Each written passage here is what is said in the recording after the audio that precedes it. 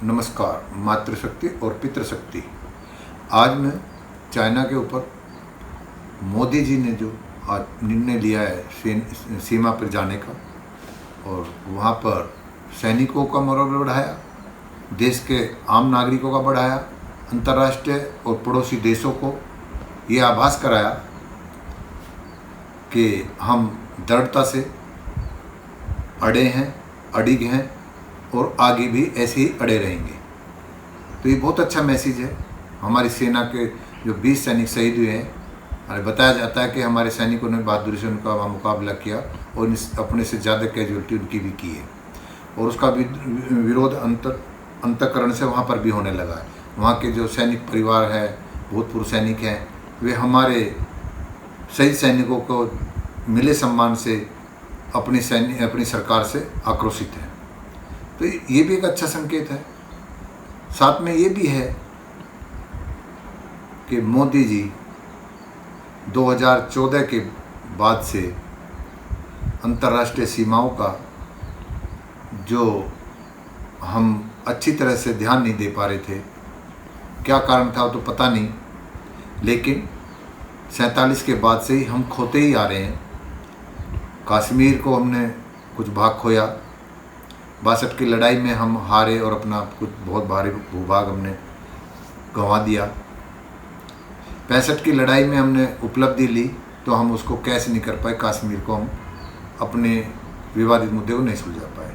71 की लड़ाई में भी हमने सफलता ली, पड़ोसी देश के 2 देश बना दिए, लेकिन उस अवस्था में भी हमने अपने एक कश्मीर के मुद्दे को नहीं सुलझाया। तो ये चलता रहा। क्या कारण रहा, क्या दबाव था, ये तो गहरा विषय है, लेकिन क्वेश्चन मार्क खड़ा होता है। अब 2011-12 तक भी बताते हैं कि 62 से लेकर के चाइना ने और 11-12 तक भी हमारा भूभाग कब्जा लेता है। उसकी पॉलिसी है कि 10 कदम आगे चलो, विरोध जता दे तो 4 कदम पीछे हो जाए, 6 कदम फिर भी वो कब्जा लेता है। इसका कारण ये था कि जब जॉर्ज फर्नांडिस रक्षा मंत्री बने थे वाजपेयी जी की सरकार में, तो वो पहले ऐसे नेता या मंत्री थे जिन्होंने बड़े बेबाकी से कहा था कि हमें पाकिस्तान से इतना खतरा नहीं, सबसे ज़्यादा बड़ा दुश्मन हमारा चाइना है। बड़ी तिरमिलाट हुई थी और उनके कार्यकाल में कार्य योजना ये बनी थी कि भाई जैसे कश्मीर उन्होंने हमारे बॉर्डर को लेकर के ऐसे नेपाल तक, सिक्किम तक हमें 3 तरफ से घेर लिया है, अपने हाईवेज बना लिए जिस पे वो विमान, युद्ध विमान और टैंक चला सकता है। इस सबको रिपोर्ट आ रही थी, हमारी सरकार को पता नहीं, हम सोए हुए थे और वो चौकस होते रहे। तो इस बात का कार्य योजना बननी कि हम भी ऐसे इनके पैरेलल अपनी पेट्रोलिंग करें और अपने युद्ध विमान टैंक हमारे जा सकते हैं इमीडिएट, अगर कभी कोई ऐसी विषम परिस्थिति आए तो उसके लिए हम तैयार हैं। लेकिन वो सरकार दोबारा रिपीट नहीं हुई। हाँ, इतना जरूर हुआ उस दौरान कि पाकिस्तान ने मक्कारी की और कारगिल युद्ध हुआ, जिसमें हमें विजय तो मिली, हमारे सैनिक भी गंवाए गए, लेकिन दूसरी उपलब्धि हमें ये मिली कि सैनिकों को सम्मान इससे पहले इतना नहीं मिलता था। चिट्ठियाँ पत्री या उनके कपड़े, ट्रंक वगैरह महीनों महीनों में आते थे, डेड बॉडी भी नहीं मिलती थी परिवार को। लेकिन उस सरकार में डेड बॉडी नहीं मिली और उनको बच्चों के उनके आजीविका चलाने के लिए अच्छे संसाधन दिए, पेट्रोल पंप, गैस एजेंसी, अन्य चीज़ें, कैश भी दिया गया। तो बड़ा सम्मान मिला था उस दौरान। वो सम्मान आज तक बरकरार है, बहुत अच्छा वो है और सेना हमारी उत्साहित है। लेकिन यूपीए की सरकार के बाद 2014 में नया नेतृत्व आया, इन्होंने उस लंबित पड़ी योजना को दोबारा से क्रियान्वित किया और अपने रोड, सड़कें जो बनानी शुरू करी, तो उससे उनको तिलमिलाट हुई पड़ोसी देश को।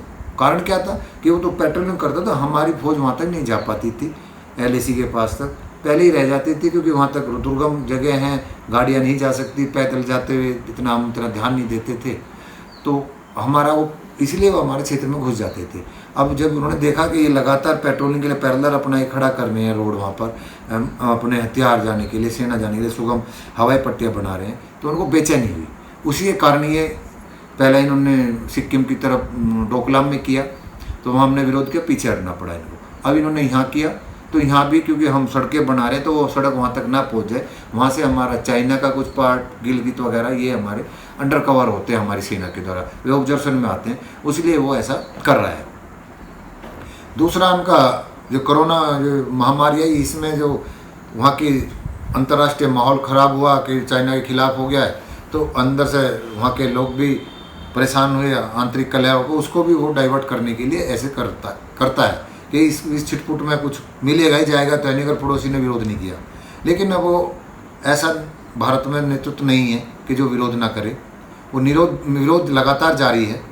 और ये जो लगातार विपक्ष के नेता और एक युवा नेता हैं, आए कुछ ना कोई उलझुल बोलते रहते हैं कि मोदी जी झूठ बोल रहे हैं। उनके साथ के कुछ पत्रकार भी हैं जो उनको कुछ सपोर्ट करते हैं कि मोदी जी झूठ बोल रहे हैं कि हमारी किसी चौकी पे कब्जा नहीं हुआ है, किसी हमारी सीमा में नहीं घुसे हैं। वो बिल्कुल सही बोल रहे हैं।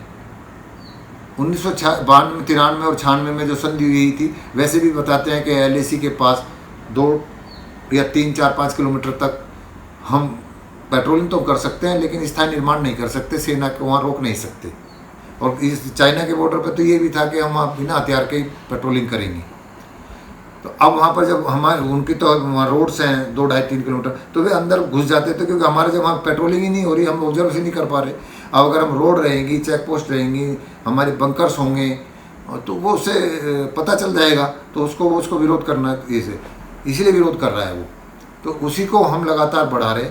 ये एक भी इंच हमारी वास्तव में नहीं है। उन्होंने क्या किया है कि जो LAC के क्षेत्र का जो मैं बताया प्रतिबंधित क्षेत्र है, उसमें कोई ना, तो उन्होंने उस क्षेत्र में हमारी LAC के पास में आके अपने कुछ निर्माण अस्थायी निर्माण किए हैं, टैंक वगैरह रख रखे हैं, मतलब नज़दीकी हैं हमारे बिल्कुल, लेकिन हैं अपने क्षेत्र में।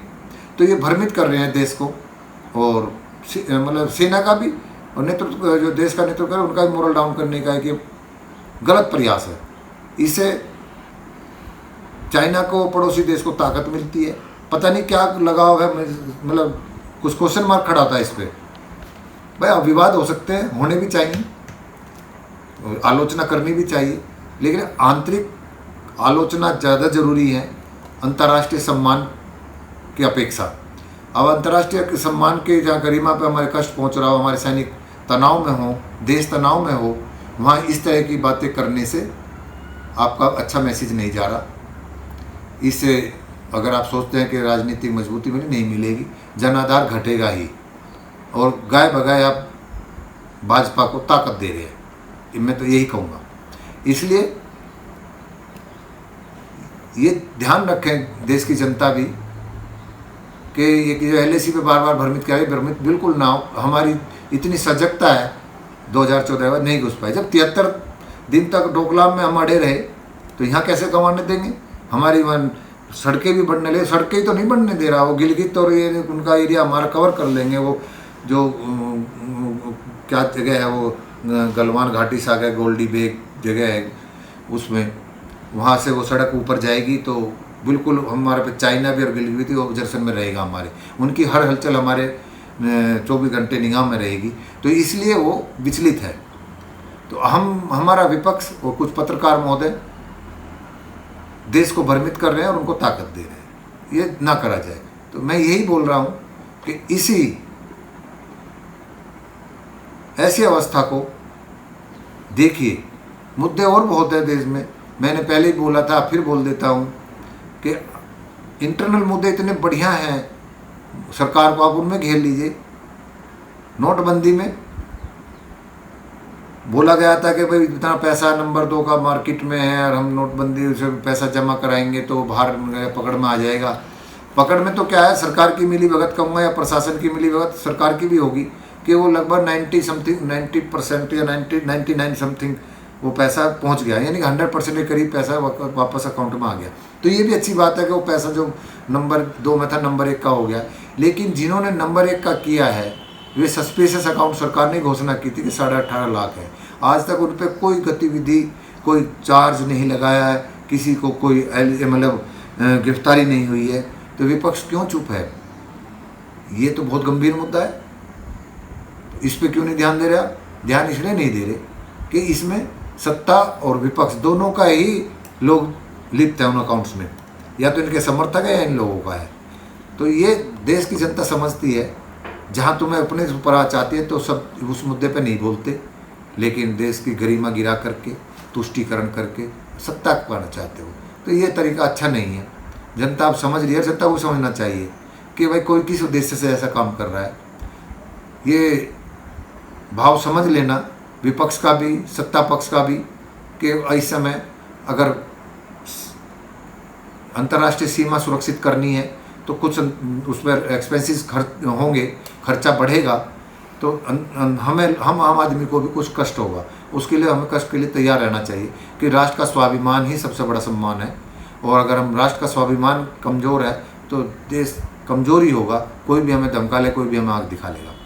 तो उसके लिए मैं जैसे बताता हूँ कि भाई अगर हम कोई सुनसान घर पड़ा हो, लाखों हज़ारों साल से, मतलब कई साल से बंद पड़ा हो, कोई भी जगह हो, उसे आप साफ करोगे तो उसमें उन स्थानों को चेंज करने में धूल भी उठती है, जो पुरानी वहाँ पर जमी हुई चीज़ें हैं वो विचलित भी होती हैं। यानी जो हमारी आदतें हैं कुछ मुफ्त का खाने की, आराम करने की या सस्ती चीज़ लेने की, तो उसमें कुछ कष्ट होगा। तो कष्ट सहन करने की हमें इतनी समझ होनी चाहिए, अपनी आवश्यकताएँ कम करें, सीमित करें और देश के स्वाभिमान के लिए, सम्मान के लिए साथ दें। इन्हीं शब्दों के साथ मैं अपनी वाणी को विराम देता हूँ। नमस्कार।